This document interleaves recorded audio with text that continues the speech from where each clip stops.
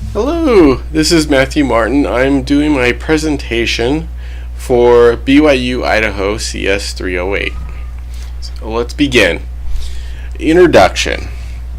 So my group, we did a project based on building water wells in the state of Utah under LDS church buildings. We decided that is because LDS church buildings, there are dime a dozen here in the state of Utah, and one of the main reasons is the fault lines. There are tons of fault lines here in Utah, and if one of those fault lines become active and there's an earthquake, many people could be cut off from water, clean water. And as you know, as many disasters, water is one of the first things that people donate or bring, because water helps you live. So to come up with this, my team, we created two methods. Option one would be church-funded water wells. Option two would be community-funded water wells. So let's break down these two methods. Method one, church-funded. As you can see over here, we have the estimate table of how much it would cost: the well sites, the pumps, the water filtration system, well enclosure, water quality, and then also we have a little legend here of on track, green, and at risk of going over and over budget. So one of the things is the cost to install this will be funded by the church. So that would be donations, fast offerings, tithing, etc. Experts will be hired to evaluate the potential risk. So we need to have it all done by experts to look over everything and make sure that there's no potential issues of the wells not being working and etc., things like that.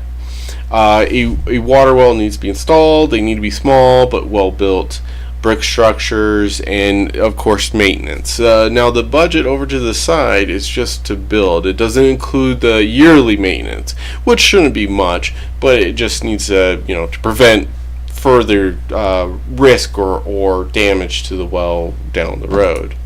So option two, community funded. As you can see, the estimate table is pretty similar, but there's a couple other things. We have ballot questions, and of course you have a well site. So the ballot question. So let's continue here. The cost would be funded by the community and where the church building is. So you say if you have four blocks or four housing community roads, and you have one church building, so that's where the well would be for that community. So we first had to get church approval. Now that probably shouldn't cost too much, because it's mostly like making paperwork, all that kind of stuff like that, but it does incur some costs, a little bit more than the option one. Now this is what I was talking about with the ballot question. So the one thing is we would have to get community approval. To get the approval, we would need to get a question on the ballot for that area or that district. And to get that, we would have to petition and also get our government elected officials to approve all that stuff.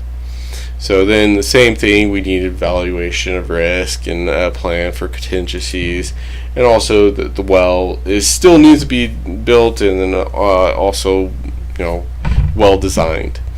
So then now we go to the results. So after doing all this research, we come up with our results for the first option, which is church funded. So the church funded the cost would be cheaper, not needed to go to public opinion on building the well. Cons, the church also has to take care of the maintenance. Water well inside. So the water, if the building, if there was a door, like a basement, and that's where the well was, it'd be easier to maintain and also secure. If not, the con, leaks happen, the building might be at risk. Water building, building outside, If a leak happens, it'd be okay because it's outside the church property, but extra cost to building it. Option 2, community funding, attractive feature for owning a home in the area. So hey, well, if something does happen, there's always water there. Con, there would be taxes, and like anything that's built by taxpayer money, there might be a subsidy costs for getting this thing funded. Water well project, open to the community for anyone to have access to clean water on a daily basis. A community project would need to be purchased community property, and we're saying that the church, under the church, so there might be some legality issues. Is it community or is it church property? Conclusion. Option 1 is the best option. You have a church-funded thing where the church owns everything, and then also the church would be presiding over the well, and be able to, there wouldn't be a lot of legislation issues that comes in the way, where you have a lot of red tape between, like, who gets money, who needs the maintenance, blah blah blah blah, all that kind of stuff. Option 2, more steps involved, higher cost than option 1. So that the one thing that is kind of nice about it is it does push more of the money and more of the cost off to the people of the community that would benefit from the well. But at the same time, it also introduces more legislation and more red tape to getting things done. Also, the LDS Church might not approve option 2 because they do own the properties of the church buildings that reside on the property that the church building would reside on. So they probably wouldn't want a third party to come in there and build something, and then also who would be responsible for it? Would the church be? Would it also make the church buildings now community buildings instead of all that kind of stuff? So there'd be so much legislation that would go on in option 2 that it really outweighs the cost putting it on the community instead of the church. So with that said, well, that ends the presentation. Just want to say thank you for paying attention, and have a good night.